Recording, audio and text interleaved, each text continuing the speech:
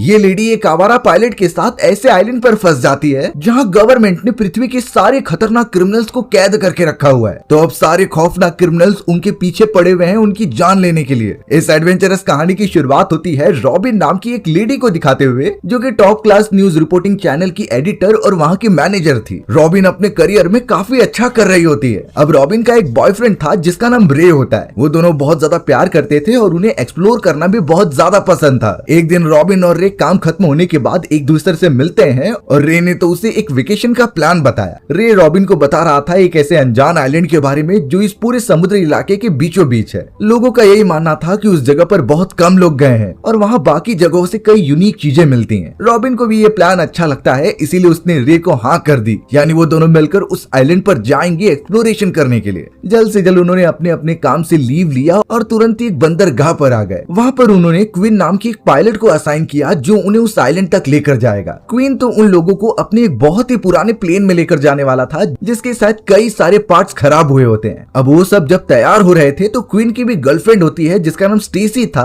और वो भी उनके साथ जाने की जिद करती है। तो रॉबिन और रे ने बिना सोचे उसे अपने साथ ले लिया। यानी अब वो सारे 4 लोग थे जो निकल पड़े होते हैं उस अनजान आइलैंड की तरफ। कई घंटों की ट्रेवलिंग के बाद वो आखिरकार उस आइलैंड पर लैंड कर जाते हैं जहाँ पर पहले से कई टूरिस्ट मौजूद थे। वो उस जगह की प्राकृतिक सुंदरता को काफी एंजॉय कर रहे होते हैं। तो अब फिर देरी किस बात की थी, रॉबिन और रे भी निकल पड़े होते हैं एक्सप्लोर करने के लिए। पता चला कि यहाँ डांस करते दौरान रे ने रॉबिन को शादी के लिए प्रपोज कर दिया है। रॉबिन बहुत ज्यादा खुश थी, इसीलिए उसने प्रपोजल को एक्सेप्ट कर लिया। यानी वो रे के साथ शादी करके अपनी जिंदगी बसाएगी। अब उस जगह पर सब कुछ तो ठीक चल रहा होता है, वो बड़े मजे भी कर रहे थे। लेकिन तभी रॉबिन को उसकी न्यूज चैनल कंपनी के बॉस का कॉल आया। वो रॉबिन को एक इम्पोर्टेंट प्रोजेक्ट के बारे में बता रही थी जिसे जल्दी कवर करना पड़ेगा और इसके लिए वो किसी और पर जाने का रिस्क नहीं ले सकती। तो वो रॉबिन को ही इसे कंडक्ट करने के लिए कह रही थी। रॉबिन को पता था कि वो छुट्टियों पर आई है, लेकिन ये प्रोजेक्ट उनके लिए काफी फायदेमंद हो सकता है। इसीलिए रॉबिन वापस चलने का डिसाइड करती है और वो तुरंत ही पहुंच गई क्वीन के पास। क्वीन को वो कह रही थी कि वो अपने प्लेन से मुझे कुछ समय के लिए वापस छोड़ दे और फिर अगले दिन यहाँ लेकर आ जाए। क्वीन पहले तो मना कर रहा था, लेकिन रॉबिन ने उसे कई सारे पैसे देने का वादा किया।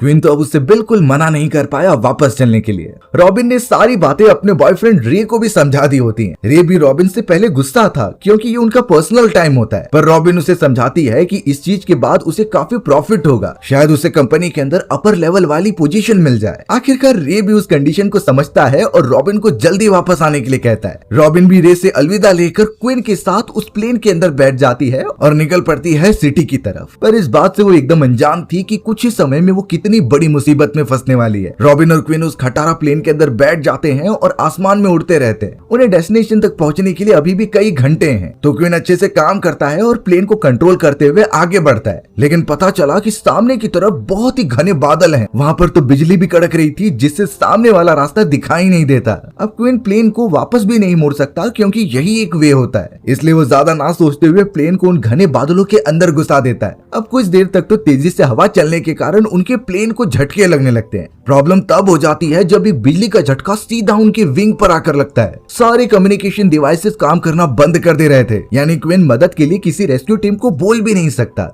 रॉबिन इन चीजों से इतना ज्यादा पैनिक होने लगी कि वो अपने स्ट्रेस की गोलियां खाने लगती है और डर के मारे उसने इतनी गोलियां खा ली कि उससे बेहोशी होने लगी। क्वीन बेचारा प्लेन को संभाले या फिर रॉबिन को। वो जैसे तैसे रॉबिन को एक जगह पर बिठाता है, पर वो तो बेहोशी में थी। क्वीन ने नोटिस किया कि इस कंडीशन में वापस लौटना ही ठीक रहेगा, लेकिन उसके प्लेन में इतनी फ्यूल ही नहीं है कि वो वापस जाए। यानी उसे अपने प्लेन को बीच में कहीं रोकना होगा। आसपास जब वो नजर घुमाता है तो क्वीन को सामने एक आइलैंड दिखाई दिया। उस आइलैंड के बारे में क्वीन को तो नहीं पता था, लेकिन उससे अच्छी जगह उसे दिखाई नहीं दे रही थी। इसीलिए अब वो रॉबिन के साथ सीधा प्लेन को लेकर उस आइलैंड पर लैंड करने के लिए चला गया। आइलैंड एकदम से सुनसान था और कुछ भी दिखाई नहीं देता, पर जैसे तैसे क्वीन ने अपने प्लेन की वहां पर लैंडिंग की और वो पूरी कोशिश कर रहा था कि प्लेन को डैमेज ना पहुंचे। लेकिन किनारे पर कुछ ऐसे पत्थर थे जिससे कि प्लेन का बैलेंस बिगड़ गया और वो दोनों तो एक किनारे पर जाकर डायरेक्टली टकरा जाते हैं। यानी रॉबिन और क्वीन अब ऐसे आइलैंड पर फंस चुके हैं जहाँ से निकलने का रास्ता किसी को नहीं पता। सुबह होने पर क्विन शांति से बैठा हुआ था और ड्रिंक कर रहा था, क्योंकि उसे पता है कि उसकी प्लेन खराब हो चुकी है और इस तरीके से वो आगे नहीं बढ़ सकते। वहाँ जैसे तैसे रॉबिन भी उठ गई थी और वो तो सामने आकर गिर जाती है। उसे तो रियलाइज ही नहीं हो रहा था कि वो एक अनजान आइलैंड पर आ चुके हैं। रॉबिन तो डायरेक्टली क्वीन के पास जाकर कहती है कि हमें यहाँ से निकलना होगा,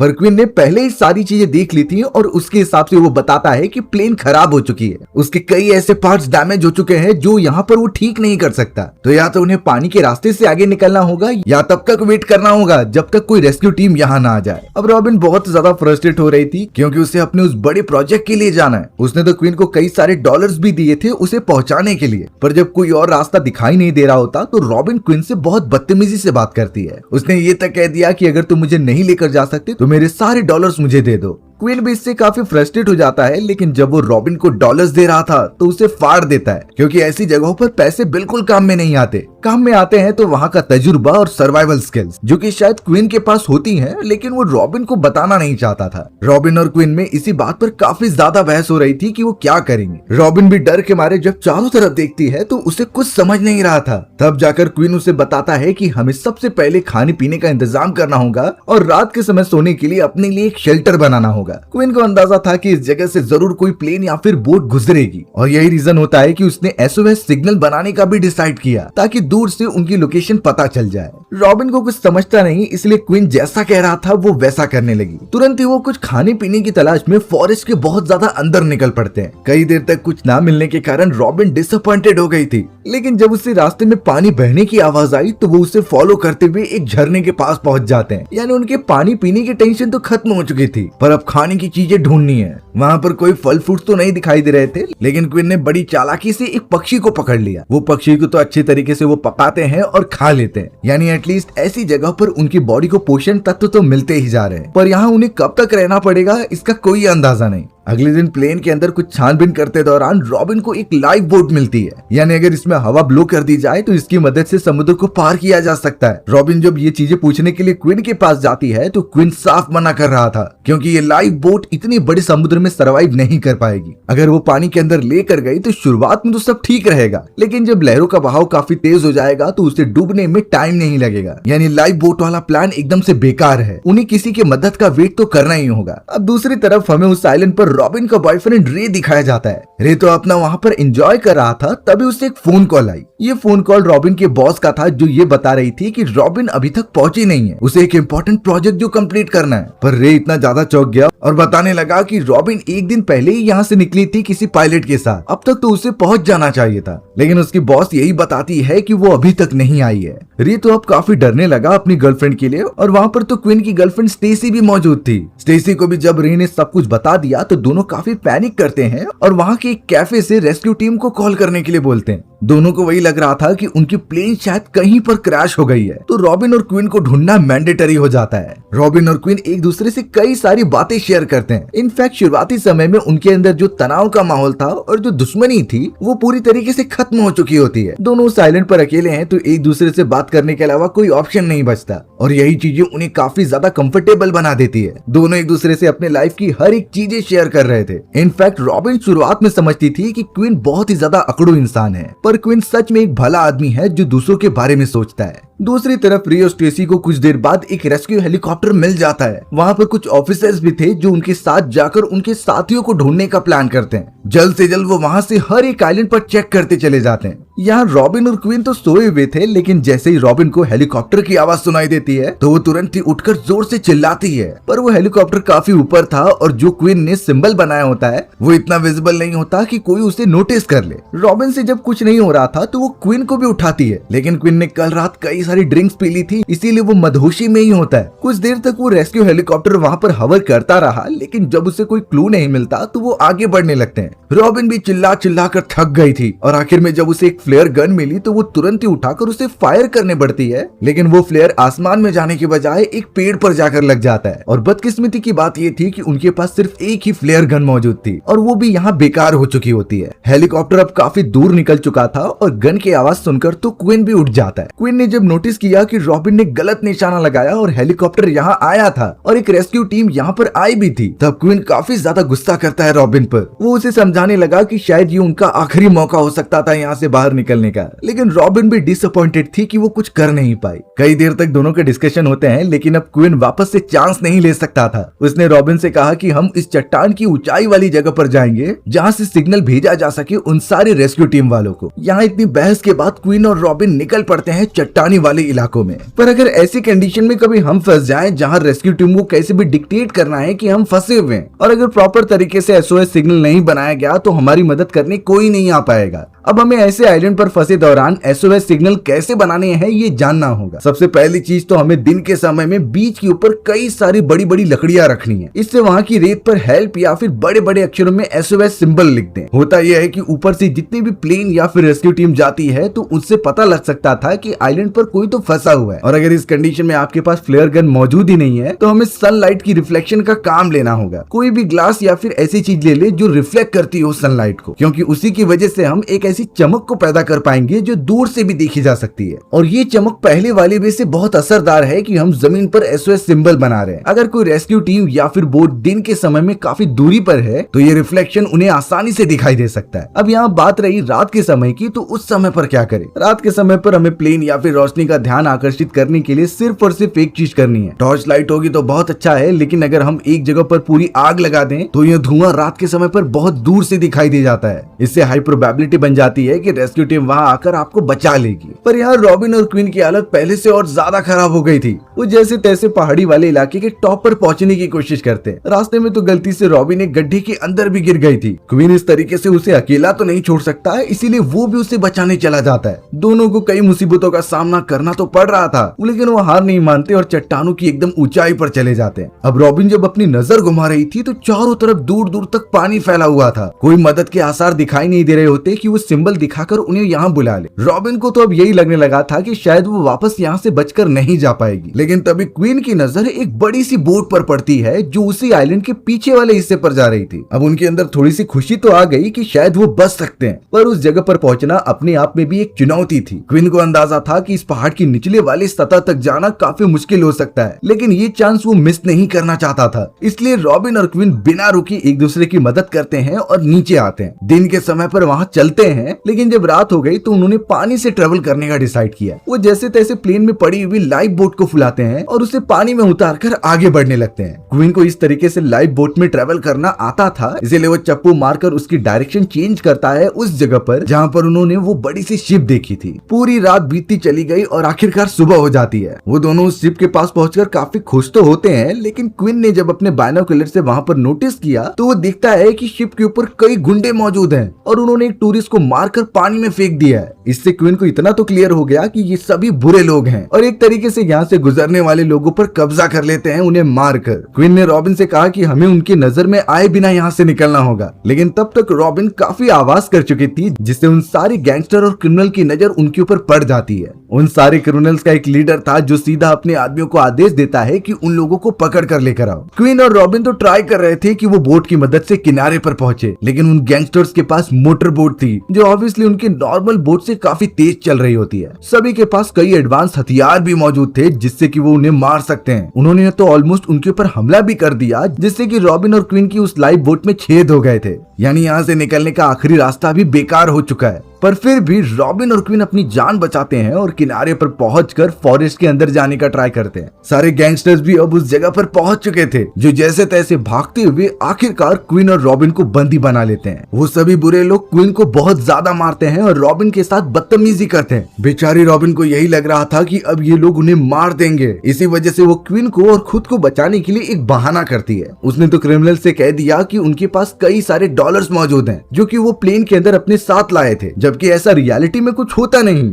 रॉबिन सिर्फ उन सभी को गुमराह करने की कोशिश कर रही होती है। अब रॉबिन के ये कहने पर सारे क्रिमिनल्स उसकी बात मान लेते हैं और कहते हैं कि हमें उस जगह पर लेकर चलो। यानी अब रॉबिन और क्वीन आगे बढ़ते रहते हैं उस जगह पर जाने के लिए जहां वैसे कुछ डॉलर्स रखे ही नहीं गए हैं, और अगर शायद गैंगस्टर्स को इस झूठ के बारे में पता चलेगा तो वो जरूर रॉबिन और क्वीन को मार देंगे। यही डर तब से उनके मन में बैठा हुआ था। अब फॉरेस्ट में एक ऐसी जगह पर आने के बाद जहाँ से ढलान शुरू हो रही थी, वो दोनों मौका देखते हैं और सीधा वहाँ से से गिरने लगते हैं। आसपास बहुत ज्यादा पेड़ पौधे थे, इस वजह से वो क्रिमिनल जब गोलियां चला रहे होते हैं तो उन्हें लगती नहीं, लेकिन वो उन दोनों का पीछा करना रोक नहीं रहे थे। रॉबिन और क्विन बेचारे इतनी तेजी से भागते हैं वहाँ से निकलने के लिए, पर पता चला कि पहाड़ी वाला इलाका खत्म हो रहा है और वहाँ से तो सिर्फ पानी ही पानी है। वो क्रिमिनल्स भी अब ठीक उनके पीछे ही थे। इस वजह से क्विन ने मजबूरी में आकर रॉबिन को ऊपर से ढकेल दिया और खुद भी कूद गया। दोनों इतनी ऊंचाई से पानी के अंदर गिरते हैं कि उन्हें कई जगहों पर चोटें भी लगी, पर अच्छी बात थी कि वो क्रिमिनल्स नीचे नहीं कूद पाए, यानी कुछ समय के लिए रॉबिन और क्विन की जान बच गई है। पर इस आइलैंड पर रहकर ऐसा कब तक चलता रहेगा ये कुछ बोल नहीं सकते। फिलहाल वो दोनों पानी से जैसे तैसे बाहर निकलते हैं और फॉरेस्ट में भाग जाते हैं। इतने दिनों में उन दोनों ने जो सर्वाइविंग स्किल सीखी थी उसी की मदद से वो अब तक बचे हुए थे, वरना इतनी ज्यादा भूख प्यास से तो वो कब का ही मर जाते। पर अब उन्हें उन सारे गैंगस्टर्स और क्रिमिनल से चौकन्ना रहना होगा ताकि वो उन्हें लोकेट करके उन पर ना हमला कर दे।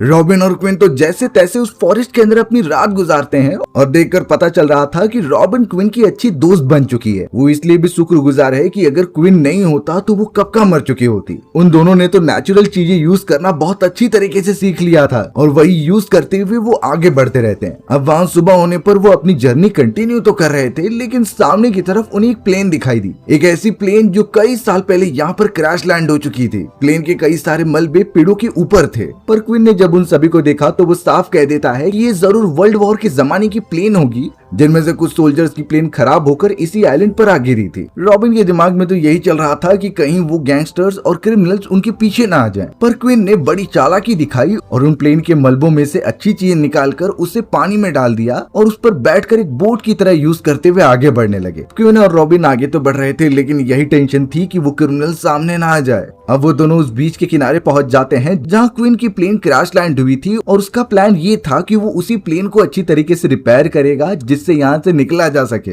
रॉबिन भी क्वीन की पूरी मदद करती है ताकि वो यहाँ से बाहर निकलने का कोई उपाय निकाल दे। बहुत देर तक मेहनत करने के बाद आखिरकार क्वीन ने उस खराब पड़ी हुई प्लेन को अच्छी तरीके से रिपेयर किया और प्लेन के नीचे एक ऐसे मलबे का टुकड़ा लगा देता है जिससे कि वो प्लेन पानी पर आसानी से चल सकती थी। क्वीन तो अब यही सोच रहा था कि शायद वो लोग बच जाएं, लेकिन वो निकल पाते इससे पहले कई सारी क्रिमिनल्स की टीम ने उन्हें देख लिया था। वो अपनी बड़ी बड़ी शिप से तुरंत ही उनके ऊपर हमला करके रोकने का ट्राई करते हैं, लेकिन क्वीन ने इंजन चालू कर दिया था और सीधा रॉबिन के साथ प्लेन के अंदर बैठकर आगे बढ़ने लगा। कई देर तक वो प्लेन पानी के ऊपर चलती है, लेकिन फिर बाद में हवा में निकल गई। क्रिमिनल्स बहुत तेजी से उन पर हमला कर रहे थे, लेकिन काफी दूरी हो चुकी थी उनके भी। अचानक उनके लीडर के कहने पर वो एक मिसाइल फायर करने की तैयारी करते हैं, पर गलती से उस मिसाइल का एमिंग वाला स्पॉट खराब होने के कारण वो उनके इस शिप के ऊपर चल गई। यानी उनके शिप पर एक धमाका होता है और सारे क्रिमिनल्स अपनी जान बचाने के लिए पानी में कूद जाते हैं। यानी लक की बात ये थी कि रॉबिन और क्वीन को वहाँ से निकलने का मौका मिल गया। यहाँ पता चलता है कि इतनी सारी भाग दौड़ के बीच क्वीन को एक गोली लग चुकी है और वो इतनी ज्यादा मुश्किल में प्लेन नहीं चला सकता, वो तो बेहोश होने लगता है। तुरंत ही उसने रॉबिन को समझाया कि प्लेन को कैसे कंट्रोल करना है और वो उसी तरीके से फॉलो करने लगती है। हमें अब रे और स्टेसी को दिखाया गया जो इतने दिनों तक अपने अपने पार्टनर्स को ढूंढ रहे थे। उन्होंने तो कई रेस्क्यू टीम्स भी अलग अलग आइलैंड पर भेजी, पर उनका कुछ पता ही नहीं था। एक समय पर तो सारे रेस्क्यूअर्स ये मान चुके थे कि वो दोनों मर चुके हैं, अब वापस से रेस्क्यू मिशन कंटिन्यू करने का कोई फायदा नहीं है। रे और स्टेसी ने भी ये एक्सेप्ट कर लिया था और बाकियों के साथ वो किनारे पर रहकर रॉबिन और क्वीन को श्रद्धांजलि देते हैं। लेकिन रे और स्टेसी को देखकर ये लग नहीं रहा होता कि वो किसी भी चीज के लिए बहुत ज्यादा दुखी हैं। अब जो अपने प्रोसेस में आगे बढ़ते तभी अचानक ऊपर से एक प्लेन आती है।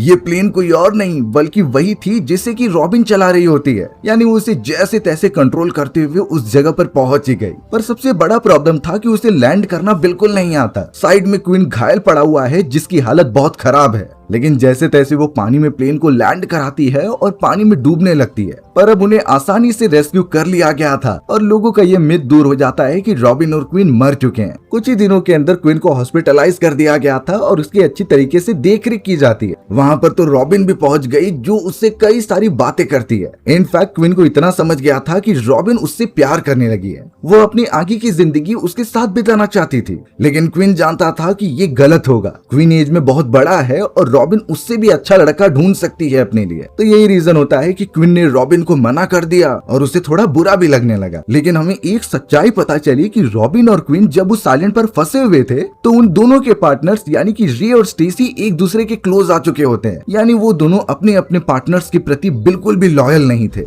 इनफैक्ट रे ने तो रॉबिन और क्वीन को ढूंढने की ज्यादा कोशिश भी नहीं की। यानी कि रॉबिन उस आदमी के लिए वापस जा रही है जो उसका कभी था ही नहीं। यहाँ रे रॉबिन के पास पहुंचकर उसे फिर से शादी के लिए प्रपोज करता है। लेकिन रॉबिन अभी भी क्लियर नहीं थी कि उसे रे से शादी करनी भी है कि नहीं। वो तो क्वीन को ही पसंद करती थी और उसके साथ जिंदगी गुजारना चाहती थी। अब उसके मन में जो जो चल रहा होता है वो रे को साफ साफ बता देती है। रे को इन चीजों से बहुत गुस्सा आता है। वो तो यही सोच रहा था कि क्वीन को यहाँ लाकर उसने बड़ी गलती कर दी और उन्हीं सारी फ्रस्ट्रेशन में रे एक ऐसी बात बता देता है जो उसे नहीं बोलनी थी। वो कहने लगा कि तुम्हारे जाने के बाद स्टेसी भी मेरे बहुत पास आ चुकी थी, लेकिन मेरी प्रायोरिटी एकदम क्लियर है कि मैं तुम्हारे साथ जाऊंगा। ये सुनते ही रॉबिन को शक होने लगा कि शायद उनके एब्सेंस में स्टेसी और रे के बीच कुछ चल रहा होगा और अगर वो इस जगह पर वापस नहीं आती तो वो दोनों आपस में शादी करके आगे बढ़ जाते। यही सारी बातें अब रॉबिन को और भी ज्यादा नेगेटिव बनाती हैं रे के प्रति। रे की बातों से ये साफ था कि उसने स्टेसी के साथ संबंध बनाए थे और अब रॉबिन नहीं चाहती कि वो रे के साथ आगे बढ़े।